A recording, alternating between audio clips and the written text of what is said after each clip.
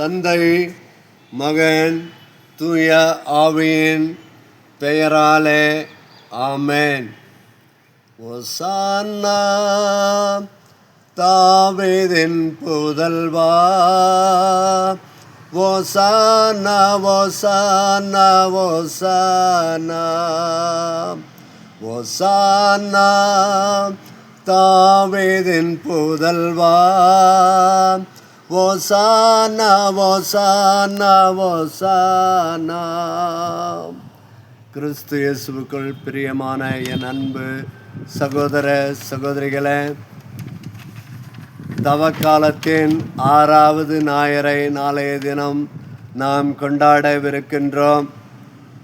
மத்தேயு நற்செய்தி 26ஆம் அதிகாரம் 14 முதல் மத்தேயு நற்செய்தி 27ஆம் அதிகாரம் 66 வரை உள்ள இறைவாக்கு, பெரிய ஒரு இறைவாக்கு நற்செய்தியை நாம் நாளை வாசிக்கவிருக்கின்றோம். என் அன்பு சகோதர சகோதரிகளே, இயேசு கலிலேயாவில் இருந்து பெத்தானியா வரை அவர் 90 கிலோமீட்டர் நடந்து செல்லுகின்றார். வீதி வீதியாக செல்லுகின்றார், ஊர் ஊராக செல்லுகின்றார், நற்செய்தியை பறைசாற்றி கொண்டே செல்லுகின்றார். பெத்தானியாவில் தான் இறந்த லாசரை அவர் உயிர் பெற செய்கின்றார். என் அன்பு சகோதர சகோதரிகளே, பெத்தானியாவில் இருந்து 2 கிலோமீட்டர் தொலைவில் இருக்கின்ற எருசலேமிற்கு அவர் கழுதையின் மீது ஏறி செல்லுகின்றார். ஏன் 90 கிலோமீட்டர் தூரம் வரை அவர் கால்நடையாக நடந்து வீதிகளிலே ஊர் ஊராக சென்று நற்செய்தியை பறைசாற்றிய ஆண்டவர் இயேசு கிறிஸ்து பெத்தானியாவிலிருந்து எருசலேமிற்கு 2 கிலோ தொலைவு தான் உள்ளது. அந்த தொலைவிற்கு ஏன் அவர் கழுதை மேல் ஏறி செல்ல வேண்டும்? இங்குதான் ஒரு பெரிய கேள்விக்குறியாக இருக்கின்றது. என் அன்பு சகோதர சகோதரிகளே, போருக்கு செல்லுகின்ற அரசர்கள் தங்கள் நகருக்குள் வெற்றி வாகையோடு நுழையும் போது நகர வீதிகளிலே படை வீரர்கள் அணிவகுப்போடு வருவது வழக்கம். ஏனென்றால் அரசர் போருக்கு சென்றார், வெற்றி வீரராக அவர் திரும்பி வருகின்றார். ஆர்ப்பரிப்போடு ஆர்வத்தோடு அவருக்கு நாம் வரவேற்பை கொடுக்க வேண்டும் என்று படைவீரர்கள் புடைசூழ, பொதுமக்கள் புடைசூழ அரசருக்கு வரவேற்பு அளிக்கப்படுகின்றது. சில அரசர்கள் சிங்கங்களை தங்கள் ரதங்களில் பூட்டி வருவது போல் அடிமைகளை அவர் விலங்கிட்டு ஆணவத்தோடு தலைகனத்தோடு வீதிகளில் இழுத்து செல்வார்கள் சில அரசர்கள். என் அன்பு சகோதர சகோதரிகளே, இன்றைய நாளில் அமைதியின் அரசராக, அமைதியை ஏற்படுத்துபவராக, அன்பின் அரசராக, இரக்கத்தின் அரசராக, சமாதானத்தின் அரசராக எளிமையான கழுதையின் மீது நம் ஆண்டவர் இயேசு கிறிஸ்து எருசலேமுக்குள் நுழைகின்றார். அங்கே மக்கள் அவருக்கு ஆரவாரத்தோடு கிளைகளை வெட்டி தெருக்களிலே போட்டு, தங்கள் போர்வைகளை தெருக்களிலே போட்டு, உன்னதங்களிலே ஓசானா, ஆண்டவர் பெயரால் வருகிறவர் வாழி என்று எக்காலம் முழங்க அந்த அமைதியின் அரசரை கழுதையின் மேல் அமர்த்தி ஊர்வலமாக அழைத்து செல்லுகின்றார்கள். அந்த அன்பின் அரசரை, இரக்கத்தின் அரசரை, சமாதானத்தின் அரசரை இதய பூர்வமோடு உள்ளத்தின் ஆழத்திலிருந்து அமைதியாக அவர்கள் ஓசானா என்று சொல்லி அவர்கள் அழைத்து செல்லுகின்றார்கள். ஓசானா என்றால் கடவுள் எல்லா பாவங்களிலிருந்தும் நம்மை விடுவிப்பார் என்பது பொருள். ஓசானா என்றால் கடவுள் நம்மை எல்லா பாவங்களிலிருந்தும் எல்லா தீமைகளிலிருந்தும் நம்மை விடுவிக்கின்றார் என்ற பொருள். இந்த பொருளை உணர்ந்து அந்த இஸ்ராயேல் மக்கள் எருசலேமில் இயேசுவை ஓசானா, தாவீதின் மகனுக்கு ஓசானா, உன்னதங்களிலே ஓசானா, ஆண்டவர் பெயரால் வருகிறவரே உமக்கு ஓசானா என்று அவர்கள் தங்களுடைய வரவேற்பை ஆண்டவருக்கு அளிக்கின்றார்கள்.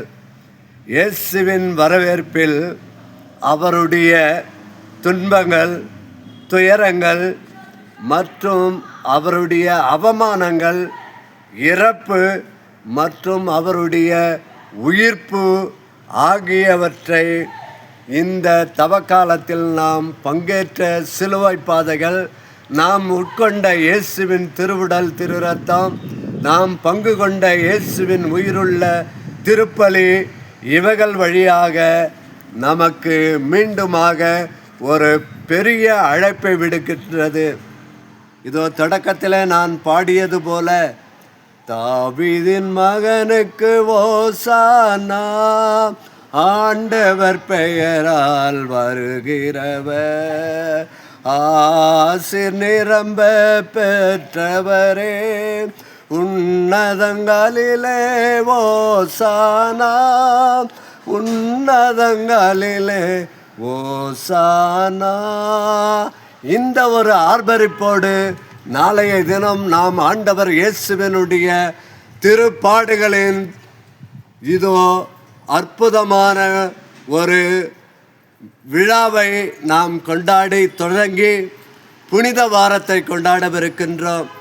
இந்த புனித வாரத்தில் ஆண்டவர் இயேசுவினுடைய அன்பையும் இரக்கத்தையும் நாம் பெற்றுக்கொள்ள இறைமகன் இயேசுவின் இடத்துல நாம் ஜெபிப்போம்.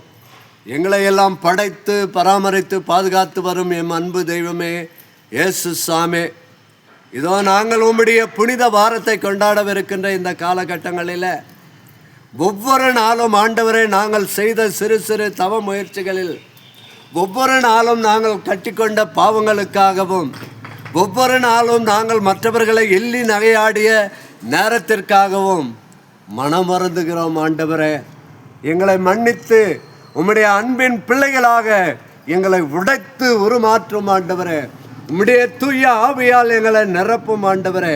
இதோ புனித வாரத்தை கொண்டாடவிருக்கின்ற நாங்கள் ஒவ்வொருவரும், உம்முடைய பாடுகளை சிந்திக்கவிருக்கின்ற நாங்கள் ஒவ்வொருவரும், அன்று எருசலேம் நகரிலே அந்த மக்கள் தங்களுடைய போர்வைகளை வழிகளில் விரித்து உன்னதங்களிலே ஓசானா, ஆண்டவர் பெயரால் வருகிறவர் ஓசானா, ஆண்டவர் பெயரால் வருகின்ற அந்த உன்னதங்களிலே வருகின்ற இறைமகன் இயேசு கிறிஸ்து நம்மை எல்லா பாவங்களிலிருந்தும் விடுவிக்கின்றவர் என்ற ஒரு பொருளோடு அவர்கள் பொருளை உணர்ந்து கூப்பிடுகின்றார்கள்.